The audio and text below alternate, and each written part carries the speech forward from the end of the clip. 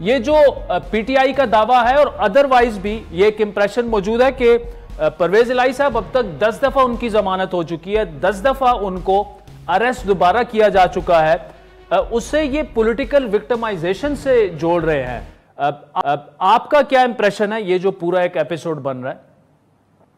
देखिए, केस के बारे में कमेंट्स नहीं करूंगा, मगर एक असूल के बारे में जो है ना मैं अपनी राय दूंगा। असूल ये है कि अगर कोई शख्स गिरफ्तार हो जाए तो एक केस में गिरफ्तारी तमाम तर उसके ख़िलाफ़ केसों में गिरफ्तारी समझी जाएगी।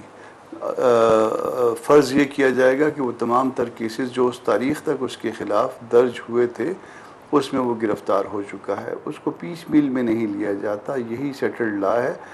ये नहीं हो सकता कि आप पहले एक केस में गिरफ़्तार करें, उसमें बेल हो जाए या उसमें एक्विटल हो जाए, फिर दूसरे में गिरफ़्तारी डाल दें, फिर उसमें वो फेस करे, उसमें कुछ कन्विक्शन हो जाए तो फिर तीसरे में जो है ना उसमें पीस मील में नहीं हो सकता। तो इस असूल को जहन में रख के आप इसको चौधरी परवेज़ इलाही साहब पे या किसी भी और शख्स के ऊपर जो ना ये मामला अप्लाई कर सकते हैं। केस की मेरिट्स डी मेरिट्स उसको मैं नहीं जानता, मैंने उनकी फाइल्स एग्जामिन नहीं की हैं, मगर यहाँ पे ये असूल वायलेट हो रहा है।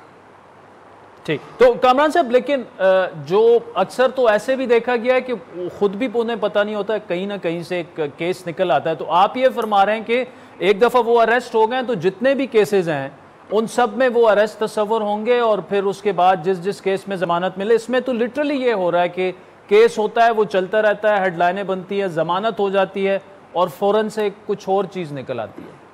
इसमें अदालतें तय कर चुकी हैं कि अगर एक दफ़ा अरेस्ट हो गए उस तारीख तक जितने केसेस हैं, प्रिजम्पशन ये है कि वो तमाम केसेस में अरेस्ट हो गए।